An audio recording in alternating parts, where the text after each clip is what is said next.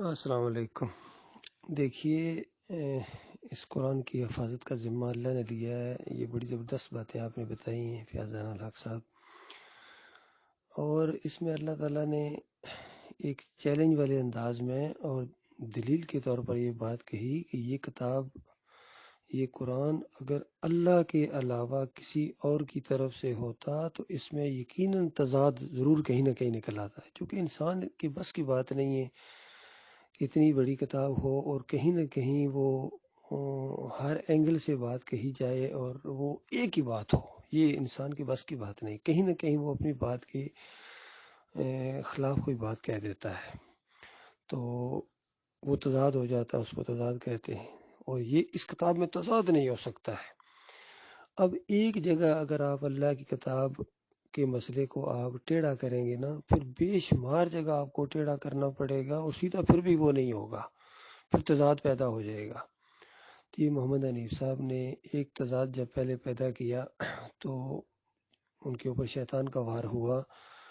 تو اس کے بعد طریقہ یہ ہوتا ہے کہ جب شیطان کا وار ہوا تو بھائیوں نے جب سمجھایا تو سمجھ جاتے، کتنے دلائل سے سمجھایا، قرآن آیات سے سمجھایا، پیار محبت سے سمجھایا، ادب و احترام سے سمجھایا، تاکہ کہیں شیطان کا وار نہ ہو جائے، ان کو یہ ذرا چڑ نہ جائیں، کیونکہ انسان ہے، ان کی کمزوریاں بھی ہوتی ہیں۔ تو لیکن انہوں نے چونکہ اپنی انا کا مسئلہ بنا دیا، اچھا میرا موقف غلط ہے، میں توحید کو نہیں سمجھ سکا ہوں، میں شرک کیوں کروں گا اس عمر میں، یہ کہنے لگے۔ تو حالانکہ اسی عمر میں جا کے شیطان وار کرتا ہے، آخری عمر میں زیادہ شیطان کا وار ہوتا ہے، زیادہ بلکہ بندے کو محتاط رہنا چاہیے۔ تو وہ شرک کے اوپر ڈٹ گئے۔ اب دیکھیے اس کے بعد ان کے منہ سے کیسی کیسی باتیں نکلیں، کس طرح قرآن کا یعنی انہوں نے تضاد کرنا شروع کر دیا، قرآن سے اختلاف کرنا شروع کر دیا۔ مثال کے طور پر پھر انہوں نے یہ کہنا شروع کر دیا کہ دیکھو عیسیٰ علیہ السلام کو اللہ تعالیٰ نے اپنی ایک صفت دے دی، پھر ساتھ یہ القاصہ کہہ دینا معجزانہ طور پر،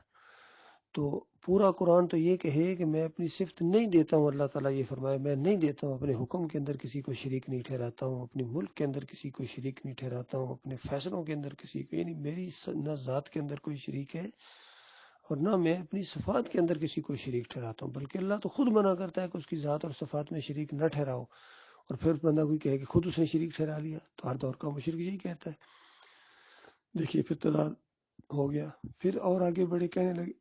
اللہ تعالیٰ جب چاہے اپنی صفت میں کسی کو شریک ٹھہرا دے، اپنی جو چاہے صفت جس کو مرضی دے دے۔ بتائیے ایک اور تضاد انہوں نے پیدا کر دیا، وہ اللہ نہیں اپنی صفات دیتا ہے، یہ کہتے ہیں جب چاہے دے دے۔ دیکھیے پھر آگے بڑھتے گئے، تضاد اور آگے بڑھتا جائے، پھر کہتے ہیں محمد حنیف صاحب کہ انسان کو سجدہ کر سکتا ہے۔ بتائیے کتنی بڑی بات ان کے منہ سے نکل گئی، کتنا بڑا تضاد سامنے آ گیا۔ اور اللہ فرمائے افحسب الذین کفروا ان یتخذوا عبادی من دونی اولیاء، کہ کیا ان کافروں نے گمان کیا ہے کہ مجھے چھوڑ کر میرے بندوں کو اندازہ لگائیے، سارے انسان اللہ کے بندے ہیں، مجھے چھوڑ کر میرے بندوں کو یعنی اپنا الہ بنائیں، کارساز بنائیں، رکوع اور سجدے کریں اور واسطے وسیلے دیں میرے بندوں کے، تو پھر اس کے بعد میں ان کو چھوڑوں گا، اچھا میں خوش ہوں گا۔ فرمایا میں نے ایسے کافروں کے لیے جہنم کی آگ تیار کر کے رکھی ہوئی ہے۔ تو کتنا تضاد بڑا محمد حنیف کا سامنے آ گیا۔ اللہ نے تو منع کیا ہے، سخت سزا دینے کا حکم صادر فرمایا کہ جو میرے بندوں کو اپنا اس طرح کارساز مانے گا، کسی نبی ولی کو یعنی رکوع اور سجدے کرے گا یا پکارے گا، اس میں ساری چیزیں آ جاتی ہیں، تو وہ کافر ہے اور وہ سزا کا مستحق ہوگا۔ تو محمد حنیف نے تضاد پیدا کر دیا قرآن کے اندر۔ پھر آخر میں آگے تو بالکل کہتے ہیں اللہ تعالیٰ نے اپنی الرحیم صفت کے 100 حصے کیے، اندازہ لگائیے، ایک حصہ مخلوق کو دے دیا، یعنی 1% مخلوق کو اپنی ذات اور صفات کے اندر شریک ٹھہرا دیا، ان کے قول کے مطابق، ان کے عقیدے کے مطابق۔ کتنا قرآن میں تضاد ہوا بتائیے۔ اور اللہ نے اپنے نبی کے ذریعے پیغام پہنچایا کہ یشرک باللہ شیئن داخل النار، شیئن انتہائی آخری چیز، 1% نہیں، شیئن تو 1% کا بھی آگے، پھر 1% نکالو، پھر 1% نکالو، پھر 1% نکالو، شیئن تو اس سے بھی چھوٹی چیز ہوتی ہے۔ اتنا بھی شریک ٹھہراؤ گے تو پھر گویا دخل النار، گویا مرنے کے ساتھ تم آگ میں چلے گئے ہو۔ تو اتنا بھی شریک نہیں ٹھہرانا ہے۔ تو کیا اللہ تعالیٰ نے خود اتنا شریک ٹھہرا دیا؟ اپنی صفت کو بانٹ دی مخلوق کے اندر، اپنی ذات اپنی صفات کی غور کیجیے۔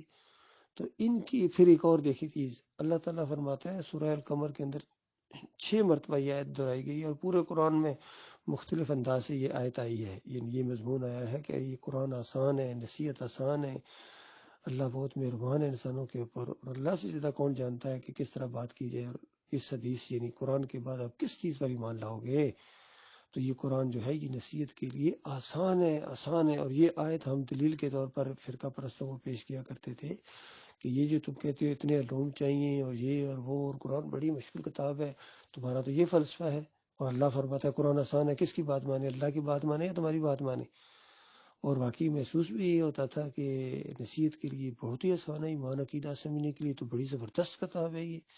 عقیدہ قرآن سے بنایا جاتا ہے، باقی ساری چیزیں اس کی تفسیر ہے، حدیث، یہ ساری باتیں عمل کے طور پر ہیں، اور اسی کو کھول کھول کر آگے تفسیر ہے اسی قرآن کی۔ تو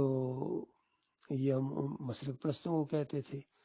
کیوں قرآن کو مشکل بنا دیا ہے، اور گزشتہ 7 سال سے محمد حنیف کے ساتھ یہ بحث ہو رہی ہے، اور ایسا محسوس ہوتا ہے قرآن اتنی مشکل کتاب ہے سمجھ کو نہیں آتا، بڑے بڑے علماء کو نہیں سمجھ آ رہا ہے، یعنی بڑے بڑے مدرسوں کے فارغ التحصیل ہو کے آ کے کمیٹیاں بنی ہوئی ہیں اس جماعت کے اندر آ کے، اب وہ فیصلہ کرتے ہیں کہ